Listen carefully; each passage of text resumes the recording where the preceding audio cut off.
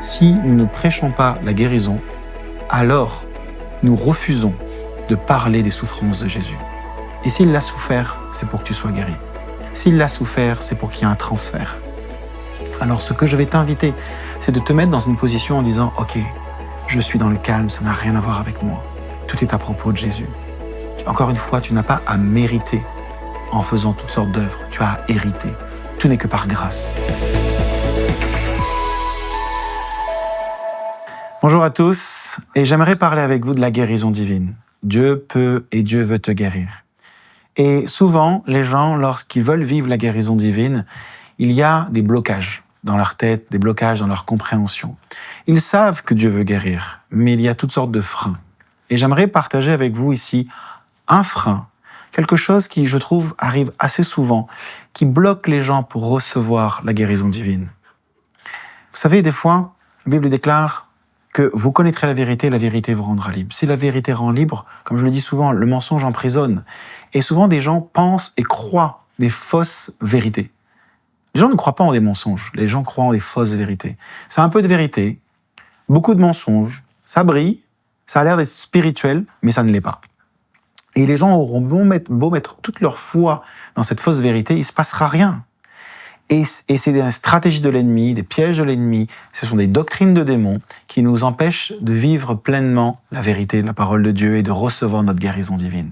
Une des choses que je vois souvent, malheureusement, qui est pour moi une fausse vérité, une doctrine de démons, quelque chose qui n'est pas biblique, des gens disent « je ne suis pas guéri parce que j'ai du péché dans ma vie ». Et les gens courent derrière la sanctification pour recevoir leur guérison. Que les choses soient claires, il n'y a aucun lien entre la guérison et la sanctification. Rien. Et souvent, on peut entendre des enseignements, on peut entendre toutes sortes de choses, et on dit, il faut que tu te sanctifies, il faut que tu marches dans la sainteté. Et puis des gens disent, voilà, je suis pas guéri en ce moment, mais c'est vrai que je me suis éloigné de Dieu. Et puis tu sais, là, en ce moment, je suis en train de me rapprocher de Dieu. Donc tu sais, je crois que ça va être le jour de ma guérison. Alors ça a l'air d'être spirituel, mais la réalité, c'est pas biblique. Parce que croire que je dois me sanctifier, faire des choses pour recevoir la guérison, c'est de croire que c'est par les œuvres que je reçois la grâce de Dieu. Je vais vous donner juste un petit exemple. Lorsqu'on prie pour des gens qui ne croient pas en Jésus, qui ne sont pas croyants, qui n'ont pas fait de Jésus leur Seigneur et leur Sauveur, on va dans la rue, on fait de l'évangélisation de rue, on prie pour quelqu'un de notre famille, on prie pour notre voisin, et on prie pour la guérison. Et on ne lui dit pas, il faut que tu sois sanctifié, il faut que tu aies la foi. La personne, elle a zéro sanctification. La personne, elle a zéro foi. Et qu'est-ce qu'on lui dit ? Jésus a tout payé. Jésus a tout accompli. Et il veut te guérir, il t'aime. Et on prie pour lui parce qu'on croit que Jésus a tout accompli. Et lorsque tout d'un coup on devient chrétien, lorsque du coup on revient dans une église, les règles changent. Cette fois-ci, il faut que tu aies de la sanctification. Mais ça n'a rien à voir. Et on rajoute des lois, et les gens du coup regardent à eux-mêmes, regardent à leurs manquements, regardent à leurs faiblesses, et du coup ils se disent, je ne suis pas digne pour recevoir de la guérison. Je ne le mérite pas. Mais comprenez ceci, on n'a pas à mériter, on a à hériter. C'est pas la même chose. La Bible dit dans Ésaïe 53, 5, c'est par les meurtrissures de Jésus que l'on est guéri. C'est par ces meurtrissures. C'est pas par ta sanctification que tu es guéri. C'est pas par ta vie de prière que tu es guéri. C'est pas par le fait que tu lises la Bible que tu es guéri. C'est par les meurtrissures de Jésus. Ça n'a rien à voir avec toi. Tout est à propos de Jésus. Et ce que va faire l'ennemi, c'est qu'il connaît cette vérité. Et il va faire en sorte à ce que tu ne regardes pas aux meurtrissures de Jésus. Il va faire en sorte à ce que tu regardes à toi-même. Et que tu fonctionnes non pas par la grâce de Dieu en disant « tout a été accompli, tout est à propos de Jésus, c'est la grâce ». Non, il dit « ne fonctionne plus par la grâce, fonctionne par les œuvres. Fais des choses pour mériter. Fonctionne par la loi. » Et les chrétiens tombent dans ce piège et essaient de le spiritualiser en disant « il faut que tu te sanctifies pour que tu puisses recevoir la guérison ». C'est tellement pas biblique. C'est tellement pas biblique. Oui, la sanctification est importante. Attention, je ne remets pas en question la sanctification. C'est par la sanctification qu'on verra Dieu et on montre qu'on est disciple de Jésus. Mais la guérison, c'est juste la grâce de Dieu. C'est pour ça que c'est disponible pour tout le monde, croyant ou incroyant. Parce qu'il a tout payé. Et donc je t'encourage, lorsque tu t'approches de Dieu, lorsque tu as besoin, dis Seigneur, j'ai besoin que tu me guérisses, ne regarde pas à toi-même. Regarde à Jésus. Regarde à la croix. Comprends ce point. Jésus on aurait pu tout simplement égorger Jésus. Son sang aurait coulé, ça aurait duré 30 secondes, il serait mort, il aurait été ressuscité, on aurait été pardonné et on aurait été déclaré juste.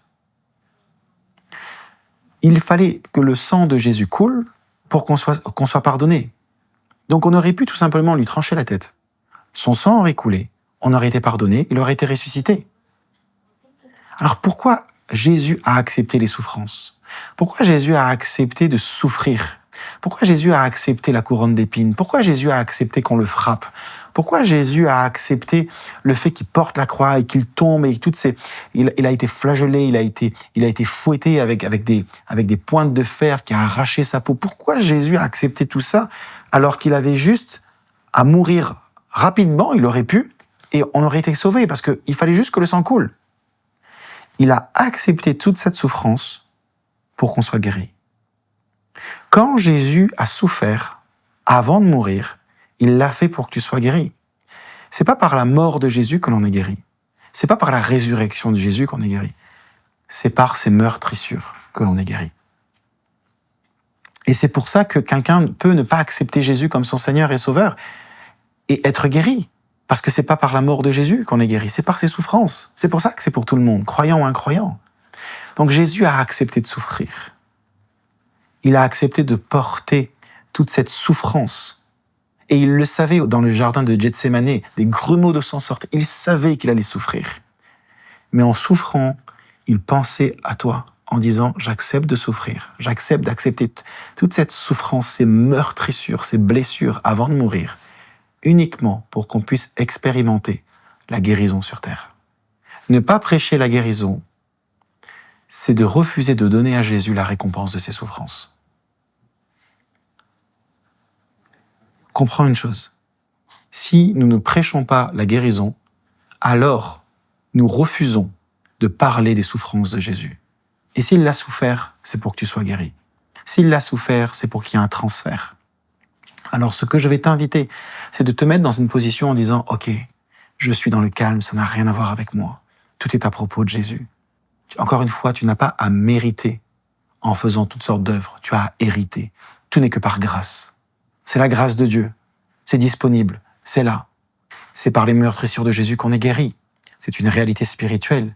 Et lorsque nous prions pour que cette réalité spirituelle se manifeste dans le monde physique. L'apôtre Paul va dire, nous appelons à l'existence les choses qui n'existent pas encore. Et nous appelons cette réalité à se manifester. J'aimerais prier pour toi maintenant. J'aimerais prier à ce que tu puisses expérimenter la guérison. Et je t'encourage ensuite à écrire dans les commentaires ce qui s'est passé, à partager ce que Dieu a fait, la guérison que tu as reçue, d'accord, afin qu'on puisse célébrer ensemble ce que Dieu a fait dans ta vie. Alors je vais te demander maintenant, fermez les yeux, non pas tout simplement comme un acte religieux, mais juste pour te concentrer sur ce moment. Et de garder les yeux, non pas fixés sur toi, parce que ça n'a rien à voir avec toi. Fixe tes yeux sur les souffrances de Jésus. C'est par ces meurtrissures que tu es guéri. Et je prie maintenant même, Seigneur, est-ce que tu puisses toucher toute personne qui regarde cette vidéo? Je déclare maintenant que toute maladie te quitte dans le nom de Jésus. Que toute douleur te quitte dans le nom de Jésus. Que tout dysfonctionnement te quitte dans le nom de Jésus. Je libère sur ta vie la guérison divine. J'ordonne maintenant à toute la maladie, à tout esprit d'infirmité de te quitter maintenant dans le nom de Jésus. Je déclare maintenant que ton sang soit renouvelé dans le nom de Jésus, par le sang de Jésus, qui est comme une dialyse spirituelle, que toute maladie de sang te quitte maintenant, que ta peau, des problèmes de peau soient chassés dans le nom de Jésus, que tout cancer, toute maladie dégénérative te quitte dans le nom de Jésus. Je déclare maintenant que les meurtrissures de Jésus maintenant se manifestent dans ton corps. Que tu sois totalement restauré, totalement guéri dans le nom de Jésus. Alors que tu as les yeux fixés sur les meurtrissures de Jésus, je prie à ce qu'il y ait un transfert maintenant. Je prie maintenant, Seigneur, à ce que la maladie s'enfuit, les dysfonctionnements s'enfuient. Je déclare maintenant que la maladie n'a plus aucun droit dans ton corps. Ton corps est le temple du Saint-Esprit. Et ce sont les lois du royaume de Dieu qui doivent y gouverner. Alors je déclare maintenant, la maladie te quitte, les dysfonctionnements te quittent. Je déclare que les douleurs te quittent. Et j'ordonne maintenant ce que tu puisses retrouver une mobilité dans tout ton corps. Et maintenant, je t'encourage, lève-toi maintenant, vérifie, teste. regarde ce qui se passe. Si quelque chose n'est pas vérifiable, alors et que tu as ressenti quelque chose, ou que tu as reçu quelque chose dans ton cœur, va voir un médecin, va faire une prise de sang, va faire un IRM, va faire un scanner. Va voir ce qui s'est passé. Mais si c'est quelque chose qui est vérifiable, mais toi, fais un mouvement que tu ne pouvais pas faire, teste, regarde ce qui s'est passé. Parce que je crois et je sais que Dieu a agi. Je le crois profondément. Alors écris en commentaire ce qui s'est passé, on a hâte de te lire. Que la présence de Dieu te sature là où tu te trouves, et qu'il puisse maintenant, et que la santé divine s'installe dans ton corps, dans le nom puissant de Jésus. Recevez maintenant, je relâche cette onction de guérison, cette onction de miracle sur vous, maintenant même dans le nom de Jésus. Intensifie ta présence, Esprit de Dieu, maintenant même. Intensifie ta présence. Que la présence de Dieu vous touche maintenant, vous sature, vous touche de la tête aux pieds maintenant même. Je relâche cette gloire sur vous, maintenant même. Je vous bénis dans le nom de Jésus et je déclare guérison. Guérison dans le nom de Jésus. Amen. Je crois que Dieu agit. Je le crois profondément. Alors j'ai hâte de lire les commentaires. J'ai hâte de savoir ce que Dieu a fait dans ta vie. Sois béni et à très bientôt. Je t'invite à liker la vidéo, à la partager si ça t'a fait du bien et à t'abonner à notre chaîne TVNFR.